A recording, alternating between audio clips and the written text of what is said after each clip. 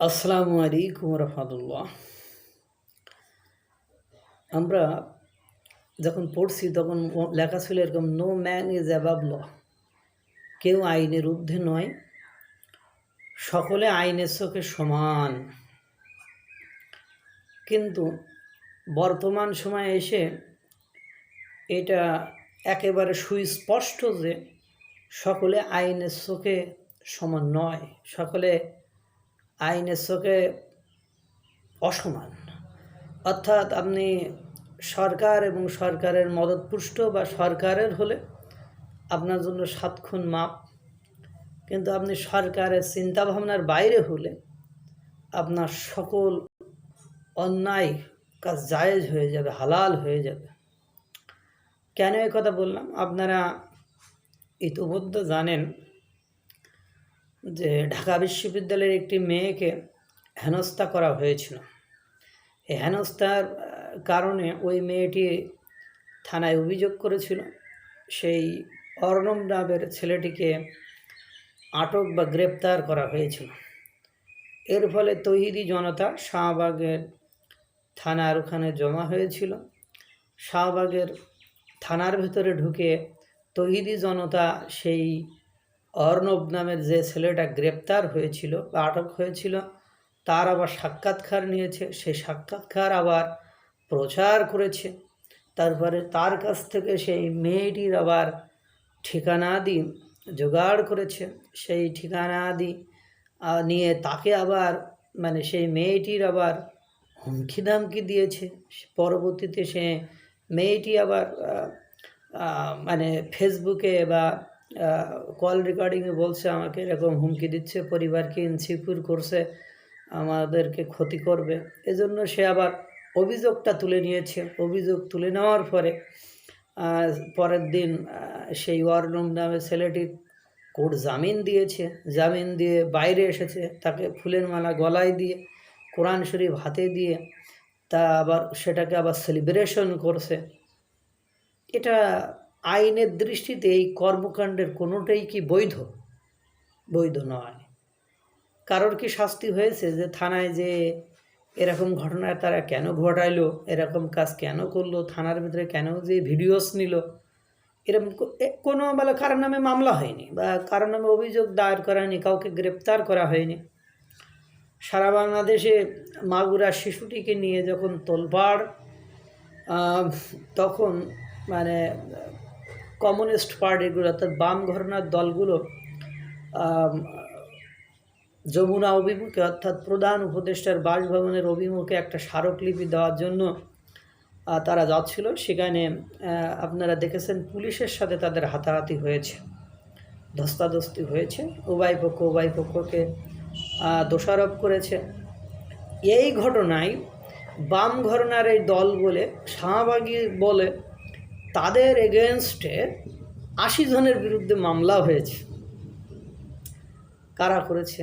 এগুলো পুলিশ প্রশাসন করেছে হয়তোবা। এবং ইনকলাব মঞ্চের ওরা তো শাহবাগে যে গেড়ে বসেছে যে পুলিশের গায়ে কেন হাত দিল, তারা পুলিশের প্রতি খুব সদাই, পুলিশের প্রতি খুব ভক্তি শ্রদ্ধা দেখাচ্ছে। অথচ এরাই জুলাই গণ অভ্যুত্থানে যে পুলিশ এতগুলো হত্যা হলো, মেরে ফেলা হলো, আনসার, পুলিশ, র্যাব, এদেরকে যে এত কিছু করা হলো, তখন কিন্তু তারা এই সরকার আবার ইনডেমনিটি দিয়ে তাদেরকে আবার ক্ষমা করে দিয়েছে। এটা হলো ব্যাপার। যে তাহলে কি হলো, যে হেনস্থাকারীকে ছাড়াইতে যে জনগণগুলো গেল তারা তৌহিদি জনতা, তারা যা কিছু করলো সব আইন বহির্ভূত কাজ করলো, তাদেরকে ছেড়ে দেওয়া হলো। আবার এদিকে শাহবাগের ওরা যারা কমিউনিস্ট পার্টি সিপিবি, তারা যখন গেল তাদের নামে মামলা করা হলো। তাহলে আইনের চোখে সবাই কেমনে সমান? এরপরে 32 নম্বর ধানমন্ডি ঘোষণা দিয়ে ভাঙা হলো, তাদের কি কারোর নামে মামলা হয়েছে? যদিও সরকার বলেছিল এই ভাঙচুরকে সমর্থন করে না, তাদের বিরুদ্ধে অ্যাকশান নেবে, কিন্তু 5ই ফেব্রুয়ারি থেকে আজ পর্যন্ত কোনো অ্যাকশান কি সরকার নিয়েছে? নাই। এরপরে হবিগঞ্জে চোর সন্দেহে বা দুইজন তরুণের উপর বর্বরতা চালিয়েছে। মানুষ চেয়ে দেখেছে কারা চালিয়েছে। আইন হাতে তুলে নেওয়ার ক্ষমতা কেন সরকার জনগণকে দিচ্ছে? কারণ তাদের উপর যারা নিষ্ঠুরতা বর্বরতা চালিয়েছে, ইভেন তাদেরকে গাছে বেঁধে নির্যাতন করেছে, আবার হাতে আগুনও ধরিয়ে দিয়েছে। তাদের বিরুদ্ধে সরকার কি কোনো পদক্ষেপ নিয়েছে? নাই তো। তো এখন ঘটনা হলো, তারপরে আপনারা দেখেন এরকম যত জায়গায় জাতীয় পার্টির অফিসে ভাঙচুর চালালো, সেটার কোনো পদক্ষেপ নেয়নি। এরপরে আবার শুনতেছি সিপিবির অফিসে দখল করে পিনাকি ভট্টাচার্য, পিনাকি তার সমর্থিত বা তার অনুসারীদেরকে বলেছে জুলাইয়ের, ওদেরকে ইনকলাব মঞ্চ ওরা বলেছে যে জড়ো হইতে, ওরা নাকি সিপিবির অফিস দখল করে নিবে, দখল করে নিয়ে সেই জায়গাটা ওরা ওদের অফিস বানাবে, বা বিপির অফিস ওখান থেকে বের করে দেবে, তাদেরকে ওখান থেকে তাড়িয়ে দেবে, এরকম একটা কথা।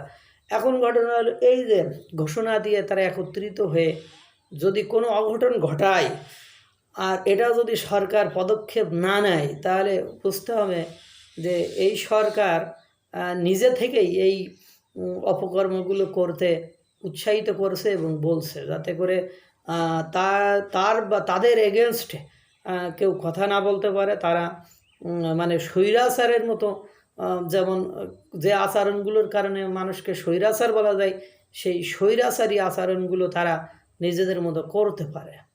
তো এরকম যে আপনি এক চোখে নুন এক চোখে তেল দেখবেন, এটা কিন্তু ঠিক নয়। সরকারের থেকে আপনি একটা মহলকে হেলিকপ্টারের সুযোগ সুবিধা দিবেন, কেন দিবেন?